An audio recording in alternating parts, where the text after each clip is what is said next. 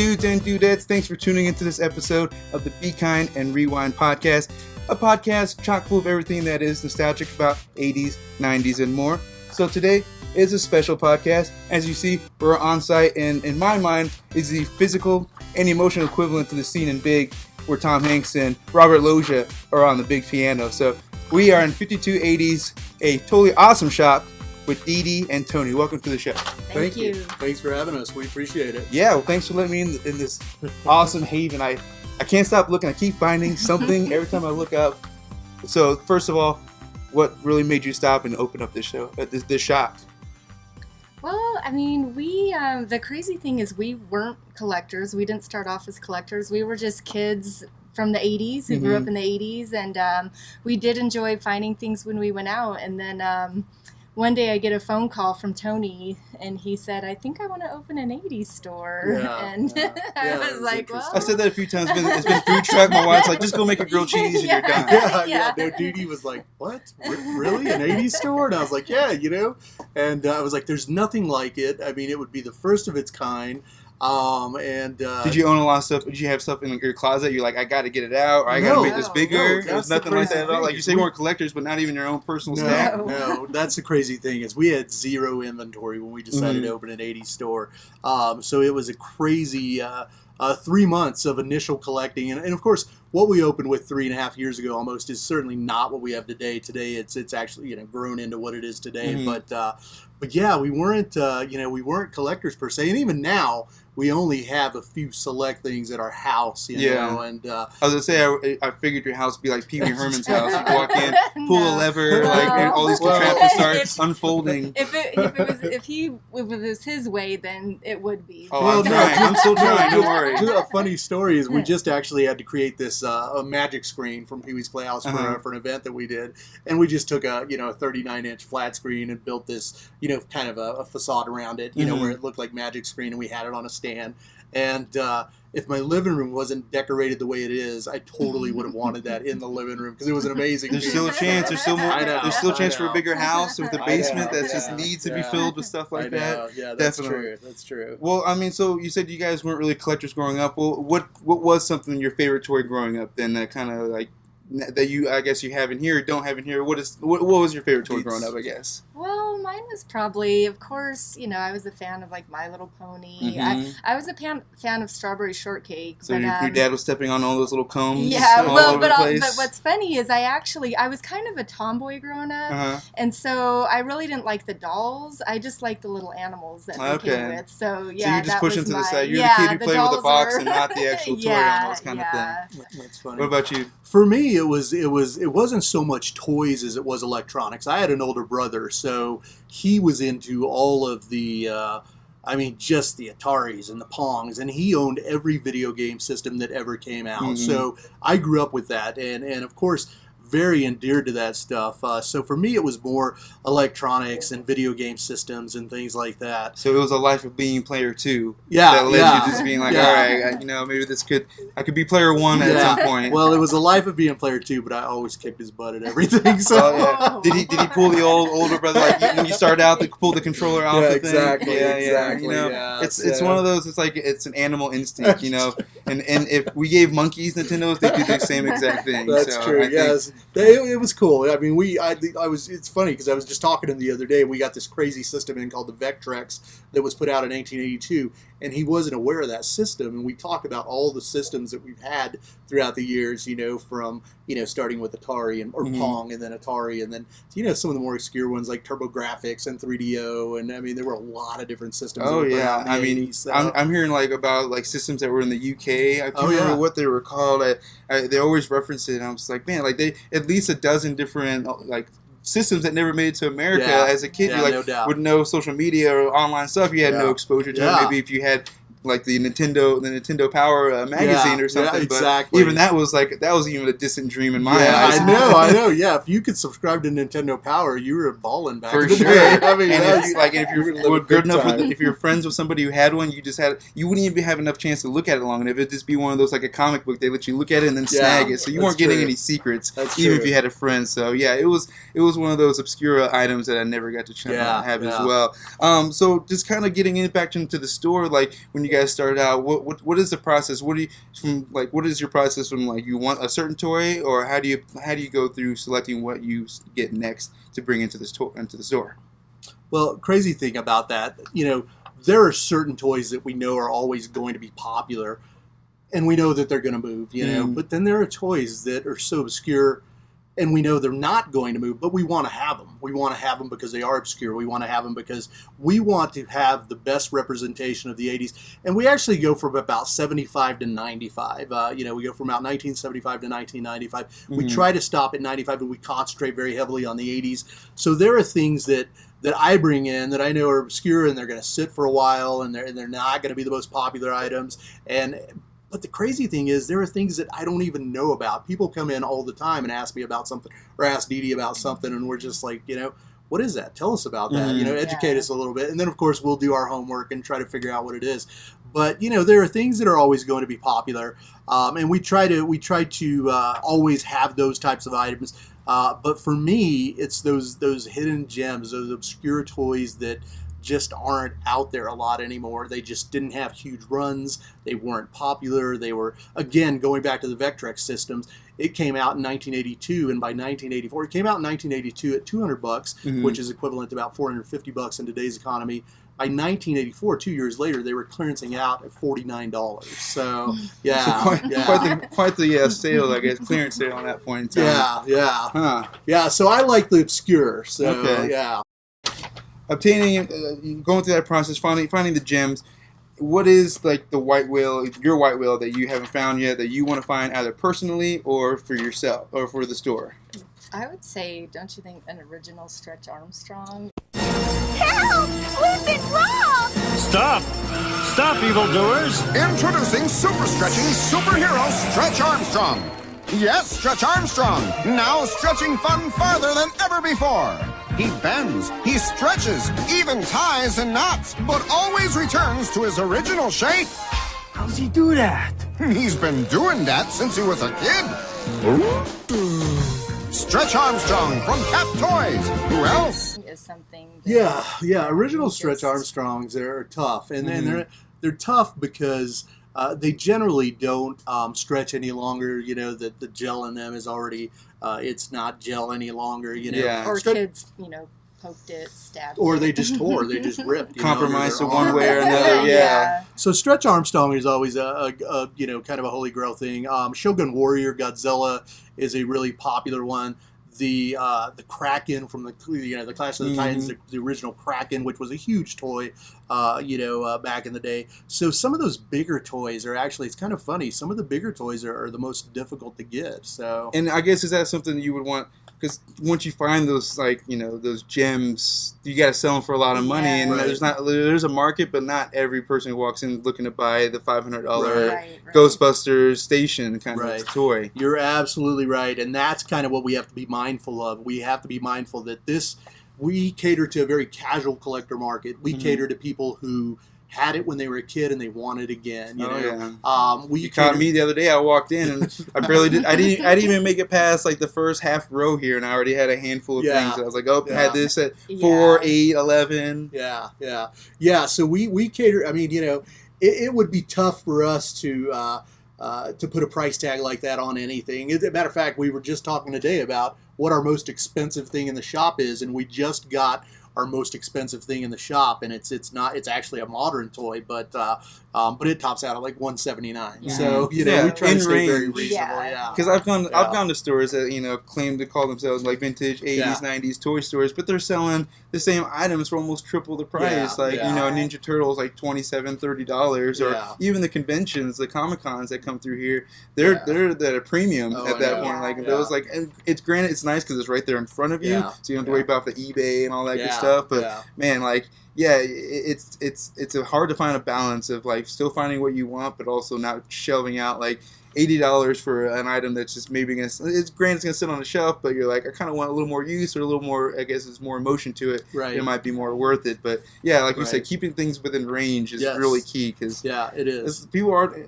more. I think people will drop that kind of money online than they were physically. And I was gonna say that's the beauty of what we do. Like we are strictly local. You know, we strictly, sell to the people here in Denver. And of course the people who come visit us. Oh, so, yeah. We like that about what Yeah, we do. the way we look at it is if you want any of this stuff, you could certainly find it online. We're just not in that game. We're not in that game. We are happy being 100% local, and I think we don't have any plans to change that. So yeah. Well, good. No, like you said, like when I came across it on Reddit, and I'm sure there's been other posts, just like someone just being like just throwing it out there, saying, "Hey, I was at the store. It was really cool. Some other people should check it out." So, like you said, word of mouth has been pretty good so far, and not bad. Yeah, and hopefully this will help out more. Yeah, I was just trying. That's just the thing. That's one of the reasons I want to do this. Like, I want to get the word out because when I found this, I was like, "This is like, they're gonna hate me because I'm gonna be here like every week." I'm gonna be like, just be like, "Do you have this? Do you think you can get this?" Like, I'm gonna be picking your brain. I'm gonna be at the kid. I used to go to like our local movie store and get their posters. And be like, "Can I get that Terminator 2 when you're done?" kind of a thing. Yeah, So, that's awesome. But I'm glad that, like you said, you guys decided to just get things going. Word of mouth has really been key, like pretty solid so far. From what it looks like. So. Well, I think the store just speaks for itself. Like there's anyone who comes in just wants to tell their friends and just a few pictures I saw, like without going to your website, which is we'll get into in a second. But like the standard pictures you find on Google, they're just chock full, like everything that you see, like 2-3 items, like I remember that, I remember that. So now just kind of getting your website, I was on that yesterday, and just how awesome and creative it is, and you can tell the story about how it came to be. It's just a ridiculous. It's like going through a video game and going through levels, but you're learning about the story, learning about what you guys have, learning about you and things in the process itself. So to kind of tell them how it came to be as well. Yeah, the website is super cool, and if you look at it on your home computer, there's a different intro versus if you look at it on your tablet and your phone. But we had decided that we weren't going to do the website. We decided we were just going to kind of do the social media route. And we had a couple of customers who came in and asked about a website. We were like, we may later, but not a big issue right now. And they were like, if you ever get to the point where you want a website, we'd love to create one for you. Keith and Sarah, they were fantastic customers, good friends now. I guess a few months later, we decided that we wanted to maybe come up with something, and we all met and got together and kind of built a skeleton and just a base, and then they kind of ran with it. It took us about 6 months probably to fine tune it and tweak it and get it to where we wanted it, but yeah, it's an amazing website. It is a lot of fun. So. Oh yeah. What about you? What do you think of it so far? Oh, I love it. It's fun. It's fun because I just love all the different pictures and just like you said, it's like you're playing a game, but you're learning about the story. Yeah. For a second, it took me like I hit an go start. I was like, oh, that's cool. I've seen that before a few times. But then you go into it. I was like, oh, I'm going through. Like, oh, we're just like leveling it up. You're learning. And so I was like, this is definitely a unique and pretty awesome way to approach the website. So definitely, I recommend everyone go check that out. But I want to talk about some of the random like stuff I've seen in the store. We talked about some toys that are toys that I didn't even know existed, like a Police Academy. Police Academy. This is Jones. Numbskull's robbing the bank. Each sold separately. Come in, Mahoney. I'm on the case. Cops! I'm out of here. It's karate time. Hi-ya! Sorry, Tackleberry. Eject! Look who dropped in. You're under arrest. And underwater. Case closed. Where'd he go? I'll blast him. Police Academy. Crash Cycle, Mahoney, Jones, and other figures, each sold separately. Yeah. I had no idea. Like, if I had known that I could get, who was this? What's the main? The big guy. Well, my favorite back then was remember Bubba Smith came out. Yes, yes. But there was Tackleberry and Mahoney. Tackleberry, that's it. Mahoney. That's it. Yeah, all those. Like, as soon as I saw that, I was like, 5 movies worth. Of course, they're gonna have some toys. They even had a Bobcat Goldthwait figure. Oh, so, really? Yeah, nice. So, that and like the Welcome Back, Kotter. So what's the most obscure one you ran into? You're like, whoa, I can't believe this is even a toy. Deeds, do you have one on that? The crazy thing is that, I mean, if you were relevant, they made you a toy. And I'm looking at 2 of them right here across the way here. There's actually a Blossom doll. Blossom and Joey want to know when you're coming over. Joey Russo? Oh, yeah, sure. Really? Blossom and Six say hi. Yeah, right. Nice joke. Awesome. Thanks, Blossom. Each doll comes with all the fashions for up to 25 different looks. Cool hat, Six. You could be hanging with Blossom, Six, and Joey. Whoa, Joey, cool leather jacket. I'm coming over. Blossom, Six, and Joey come with all the mix-and-match fashions for up to 25 different looks, each doll sold separately. There's a Joey doll from Blossom. Whoa. Doll. Exactly.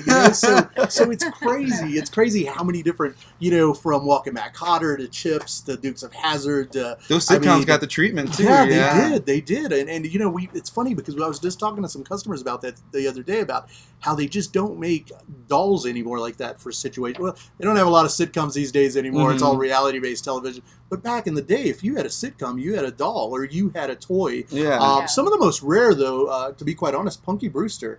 Yeah. I think I did hear about that. Yeah, Punky she only came out with, there were little 3-inch PVC kind of figures, kind of like Smurfs, but she only, and those things online, we don't have any in our store, but online, $40, $50, $60 a pop for those. Yeah, so. You guys don't get them at retail. You have to have your own price and make your own money kind of thing. Yeah. So, but there are some pretty obscure ones. Punky Brewster. What else do you think, Dietz? Is there anything that you can think of? Well, we got that cool one. Is it Infaceable? But we were talking about like obscure, like the TV. Like characters. Yeah, just one. How did this guy make it onto a doll? Yeah. Well, and we get there's some JJ. Stuff. Oh yeah, JJ. JJ from Good Times. Really? JJ. JJ from Good Times. Yeah. He's kind of an obscure. You don't find him too often. So JJ. What's her name? Suzanne Summers from Three's Company actually had a Suzanne Summers doll, but it was packaged as a Suzanne Summers doll, but it was at the height of Three's Company, of course, and it really looks nothing like her. No John Ritter? They didn't even give John Ritter love? They didn't give John Ritter. They should have, because I'd have a John Ritter. Yeah, but did she come with a Thigh Master? No, but funny thing about she came in an evening gown, and she kind of it comes with like a permission slip for like any kids under 18. Before you open this, you have to have permission from your parents. Yeah, she didn't come in her little Southern California wear that she wore on Three's Company. She came in this elegant evening gown, So Farrah Fawcett, of course, is another one.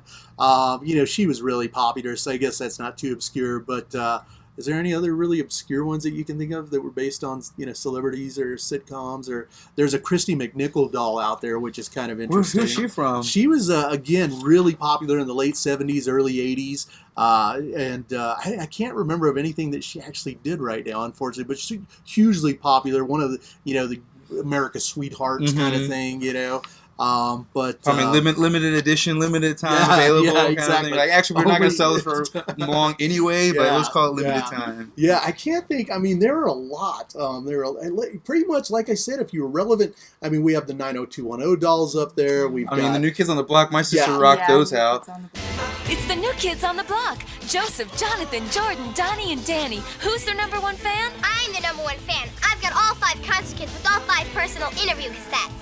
I've got all 5 concert kits with their cassettes and the New Kids stage, plus all 5 kids in their street clothes. I'm the number one fan. I've got all the kids, their stage, and the New Kids on the Block phone. The New Kids on the Block. Who's their number one fan? I am. New Kids on the Block concert kits come with cassette, stage, hang and loose kids, and accessories sold separately. She had the stage, for God's sake.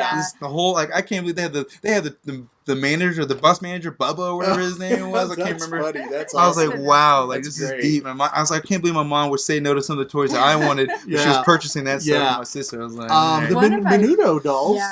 Is there Ricky Martin over there? Yeah, they actually made these before Ricky jumped onto the How do they make them if there's such a rotational situation? How do they make the likeness? The Menudo dolls are ridiculous. That's probably one of the most ridiculous. Is just because again the rotation of them. They just change the jacket color and call it the name. Yeah. Well, one that's really ridiculous too is the Dennis Rodman. Oh yeah, the haircut. They let you bleach his hair. He has like his jersey, but then he has this like going out outfit. His wedding dress. It's really crazy. ridiculous. And you like change his head. He has a head that has green hair with these silver shades, and then basically he has an outfit that's a basketball kind of thing. But then he has his going out situation, and it's like a silver vest and little shorts, and moon boots, and Rodman approved approved. I'm sure. Yeah. I'm sure he had no problem with that going out. Yeah. But there's a lot of craziness that was. Well, going what on about back like in the some of day. like the most requested things that you get from like customers who've been coming in? Like, what are some things that people have been like, just you can't keep on the shelves? Well, He-Man. Who's the big guy with the muscles? He's He-Man, the most powerful man in the universe. Skeletor is his enemy. Here's He-Man, Skeletor, and Castle Grayskull. You have to put the castle together. You're doomed, He-Man. Oh, yeah? Watch this action, Dad.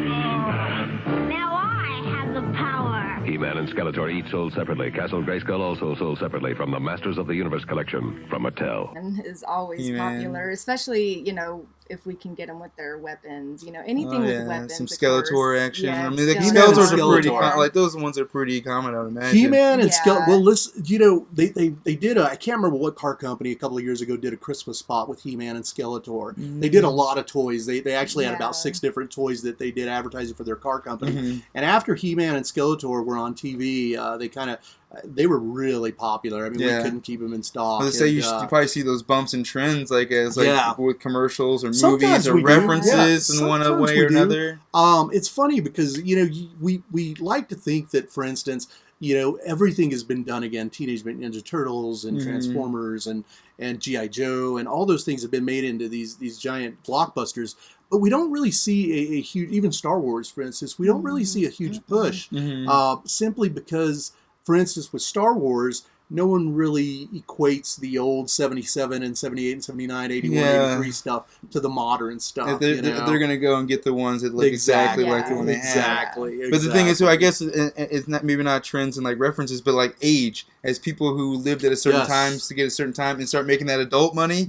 As they graduate college or start doing that stuff, they're like, oh well, I didn't have this toy. Maybe I should go find it somewhere. Well, and that's part of the beauty about opening this place is we get which was me, by the way. It's just totally exactly who I was. Well, we do get a lot of people that come in and they're like, my mom wouldn't buy this for me when I was little. Now I'm going to buy it myself. So looking for that dragon sword, that dragon dagger, Mom. Yeah, that's funny. Or a lot of moms that come in that sold their toys at a garage sale. You see, I see posts of like kids who just like they found the perfect day to go to the Goodwill. And mom just happened to drop off like all of N64 and like 30 games for like $20 kind of a thing. Like, wow. We get this is the most frequent thing we get about that.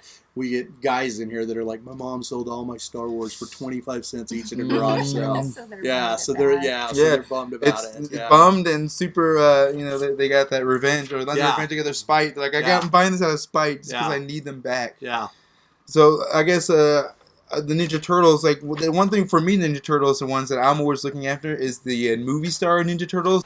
On today's show, we have something really exciting. It's questions and answers with the movie star turtles. Hi, everybody. Hi, fellas. So, has being in the movies changed you guys? Well, we changed our expressions. We're bendable, and our legs have gotten longer. So Hollywood has changed you. Nah, we still like to kick butt. So what's next for you guys? More movies? How about lunch? Teenage Mutant Ninja Turtles. Well, that's it from Hollywood. Those the rubber, you know what I'm talking about? Yeah. Online, those are always super expensive, like $80 a piece. But like, I remember having all of them, and then they just slowly disappeared as time went on. I just have a Donatello that has nothing, just even like the ribbon in the back is gone. Like it's just a naked Donatello. Yeah. But every time I look to like re-up on the other three, I'm like, oh, that's like a $300 investment it's right definitely there. an investment. Those so things get compared to all the other turtles, they're so much more expensive. Do you know why that'd be? Like, I don't know for that particular case, but I do know, like for instance, the soft head Ninja Turtles are a lot more. When did they like the first editions? Yeah, they were because they didn't know. They actually didn't cast a mold because they just didn't know what kind of success they were going to have with those. So they went the cheap route. They went the route where they didn't have to cast anything. Hell, they didn't even give them eyeballs. Yeah. So a lot of times it was just about economics, and it was just about, is this going to be popular? And here we are. Still, the funny thing about Ninja Turtles and funny thing about a lot of this stuff, we get kids that come in here, 10, 11, 12, 13 years old, and they think Ninja Turtles are theirs. Like, because, you know, they grew like, up, this they is have what I grew up with. Nickelodeon, they watch the back movie. in the 80s, like Exactly. you go comics, you go cartoons or movies, and then now the series and stuff like that. So they think Transformers and Ninja Turtles and G.I. Joe is all their stuff. You know, they don't remember Orson Welles voicing Ultron back in the day? They don't remember it, you know. And I'm like, listen, guys, it was ours way before it was yours, so, and it's still ours. And we're still claiming it, so that's don't think right. we're That's taking right. it at this It's point. still ours, so yeah. Well, that's great. Yeah, I was gonna say because would be like Ninja Turtles would be one thing I would request. For some reason, I'm gonna kick a Batman Forever. It's Batman Forever. The terrifying Two-Face strikes Gotham City, but Streetbiker Robin rips in, and the mighty flight of a tackling Batman puts the fiendish face in his place. And in the sizzling Batmobile, Batman lights it up on a drive for justice, making Two-Face pay twice the price. Heads, justice wins. Tails, evil loses. No question, it's Batman Forever. Figures and vehicles each sold separately, batteries not included. Oh, nice. Like, for some reason, all of the Batman series, I'm like, Batman Forever is my favorite. Yeah. The Batwing, I got the model version because it's a little more sleek than like the toy version. Yeah. It's more like the movie, and like the Batmobile is probably the more uglier Batmobiles, but it's my favorite one. And I was in 5th grade when it came out, so that's of course plays heavily into why. But like those are the ones that do you get a lot of like Batman Forever stuff or things like that? You know, we have it's crazy because we have 970 square feet of space, and we have over 6,000 items in here. So it's hard for us to get a lot of anything. So you got some back stock back there. I wish we had back stock, but we don't. And that's what I'm saying. It's hard for us to get a lot of anything because this is it. I mean, this is 970 square feet, over 6,000 items in here. It's crazy. So it's hard. Yeah, this is it's like a design, it looks like an interior designer came here and put this together. The way it's all laid out, together. Did you do most of it? Did you split it up? Like how did it go along? Yeah, together. And I tell you, it's a full-time job maintaining. I mean, I have one shelf that I have I'm constantly tweaking and moving around. You have over 100 shelves in here that thousands. You're probably walking up every day. You're at the register. You're like, I'm gonna turn that. That needs a little bit more dramatic if I turn them this way. Yes, and that's exactly what we do, and we are constantly doing that. Dee Dee has a lot more patience than I do, so she's way better at that than I am. Yeah. But yeah, I mean, it is a constant. I mean, it is every day, and the crazy thing is, I mean, we do get some tornadoes that go through here, and then we're having to clean up on aisle 1. You know, so With the smaller kids probably just running their hands through the shelves, and all of a sudden it's all on the ground. And just worked 3 hours on that. Yeah, and that's another crazy thing is it's hard for us to convey to kids that this isn't a toy store because it is, but it's our toys. You know, it's stuff that's 25, 30, 35 years old. You know? Like when the little kids pick it up, they're swirling around, running with it. Whereas when we pick it up, we're just when Indiana Jones picks up the head, you're just staring at it. So it's like different vibe and feeling. Right. Yeah, it is different. And yeah, so that's a difficult thing, and that's when I go back to Dee Dee being more patient than I am. So. You just give her the look take care of it. I send it. I'm like, do you need to go get a coffee? Yeah, she'll send me a text. She'll send me a text and be like, don't come now. Like my friends and I used to do signal, these pretzels are making me thirsty. Someone help, these pretzels are making me thirsty. You gotta have that signal to let it know. Need a code. Yeah. Well, cool. Well, another thing too, do you plan on doing any conventions, going to any conventions to promote, or just maybe try to sell some things or anything like that? We have done. I mean, we've done some. We've actually shows. only participated in one actual show, but we do participate in local things. We just did a thing over at Wings Over the Rockies with those guys. We're probably going to be in Totally Tennyson that's coming up. So we do participate in events. We don't really participate in toy shows per se because we have a toy show every day here. Yeah. Every day that we're open, we are in a toy show. And to be quite honest, we know a lot of people that do the toy shows, and they're home collectors. They have stuff in their basements and their garages, and we really don't like being competitive against them. It's their time to shine. I mean, if someone asks for anything, you'd be like, "Oh yeah, just pull out of your back pocket." You're like, "Oh, chicken McNugget from McDonald's. Here you go. This is what I got." Like, oh my god, got 6 different ones over there. I snagged one the other day, so that's why I made that reference. I was like, "Oh, this is going up on the show." But we do participate in some different things. Matter of fact, one of the great things that we're about to do is we're about to team up with one of the local shelters. This is Dee Dee's idea. Do you want to tell us about that? Yeah, so we actually just kind of got our hands on a bunch of pound pound puppies. Do you remember pound Yes. puppies? And pound Faintly, and I don't pound know. furries, I didn't collect anything. I just remember the yeah, commercials and yeah. stuff. So we got our hands on, and we were just like, what are we going to do with these? And so we decided that we're going to do a pound puppy adoption weekend. Nice. Yeah, so that's going to be coming up. And so basically for every pound puppy that you come in and adopt, then we're going to donate towards the Max Fund shelter. Yeah, I think Max Fund is what we're going with. So yeah, Very we're cool. excited So about how soon before that will that happen?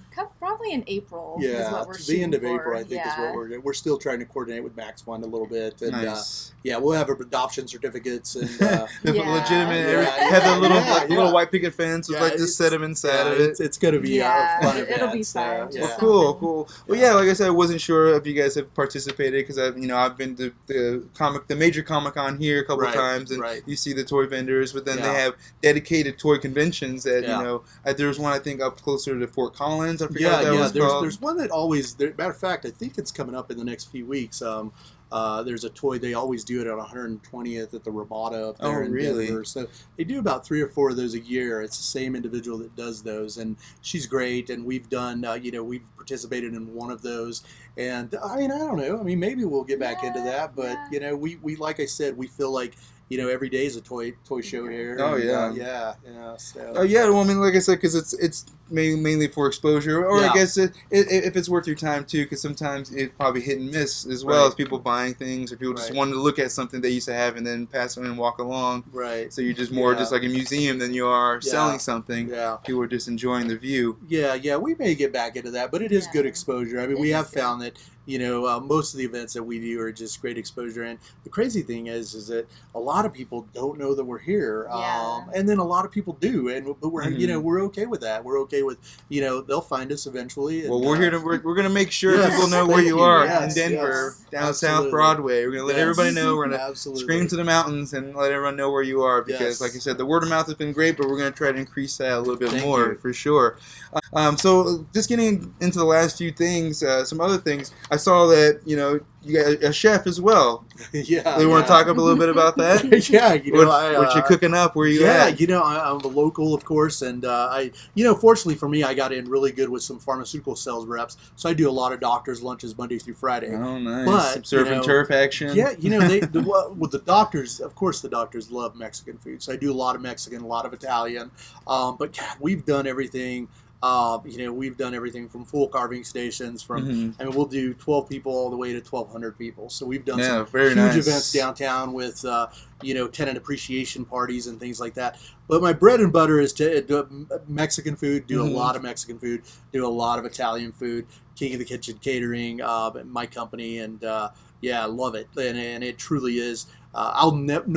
Regardless of how successful this may be, I'll never let go of that. That's the thing that I love the most. No, that's awesome. I always love to cook, but then when I see other people cook, I'm like, I just love to kind of put some things together. Like, when I was a kid, like grilled cheese and I could make my own little pizzas. And then you growing up, you see the culinary things that people, all the mixtures of everything. I was like, I'm not what I thought I was, but I'd love to eat that kind of stuff as well. I thought it was. The funny thing is, I always tell people that my favorite meal is the meal I don't have to cook. Yeah, I'm always. I've heard that from a few chefs. I'm always content. Although I don't know, I've made Anthony Bourdain's like, I'll just take a burger. I'll take a burger from Burger King. Yeah, that's kind of crazy because we do. I mean, I will make all these formal hors d'oeuvres and then I'll have a bowl of cereal when I get home. Or peanut butter jelly. It's crazy. It's like I'm craving some Lucky Charms. For tonight. It's crazy. Yeah. It's crazy. Yeah, but that happens. Well, I mean, when you're cooking, preparing, and being around all this exquisite ingredients, you're munching here and there too. You're like, okay, I want something different. So just with anything, you want to switch it up. Absolutely true. So I do the chef thing, and Dee Dee actually is a photographer. Oh, nice. Talk about that. So what kind of photography you do? Mainly like families and babies, and so I work with the company, and I go into hospitals and do baby photos. Stay away from those weddings I see. Good idea. Good idea on the wedding. But I do love I do my own stuff too, and do families and babies, senior photos, all that kind of stuff. Cool. How long have you been doing that? For several years now. Nice. Well, what's the website? People can maybe go check that out and see if they can get you to come. I don't have a website. You have a little blog spot, I have though, a blog. Right? Is there more they had to send the messenger? It's send the bird with the message. blogspot. Okay, what was it again? So Photos by Dee Dee. Photos by Dee Dee. All right, yeah, definitely. We'll get the link in there, and people can check that out. But yeah, all that and then this. Yeah, I mean, yeah. It's so. You guys keep yourself pretty busy. I see. It's like we do. Yeah, so, we have to coordinate our weeks. Like, okay, what do you got going on? What is this? When okay, can you be at the store? Yeah, so when do you eat dinner? Like when is it sleeping? All that. When does that all go down? Does that happen at regular times? Probably not. For me, it goes down very, very late. Yeah. So, yeah, very late. And, hey, it's all worth it for the grind to make sure this awesome dream here keeps going. So, so yeah, well, that was everything I wanted to go over. I really appreciate you guys letting me come in this awesome store again, which of course you'll be seeing me more often. So this is definitely not the last time. But again, thanks for letting me come in here. Thanks for being on the podcast. Let everybody know where they can find you guys online for the store, where the store is located, anything else coming up. Yeah, so our website is 80sareawesome.com. And our address is 1874 South Broadway. Awesome. And 80's are awesome is 80s are awesome. Yeah, so spell out 52 and then 80. Yeah, and then if you want to get us on social media, we're at 52 spelled out 80s, so 5280s on Facebook, 5280s on Instagram. Again, the website is 80sareawesome, 80sareawesome.com. So. Perfect. Well, again, thanks everybody for tuning in this week for the podcast. We'll be in another week at another time. So thanks, and be excellent to each other. Thanks, guys. If you thought this video was excellent, hit the like button. If you think this channel is excellent, hit the subscribe button. Follow me on Twitter, Instagram, and Facebook, and stay tuned as I put out videos every week.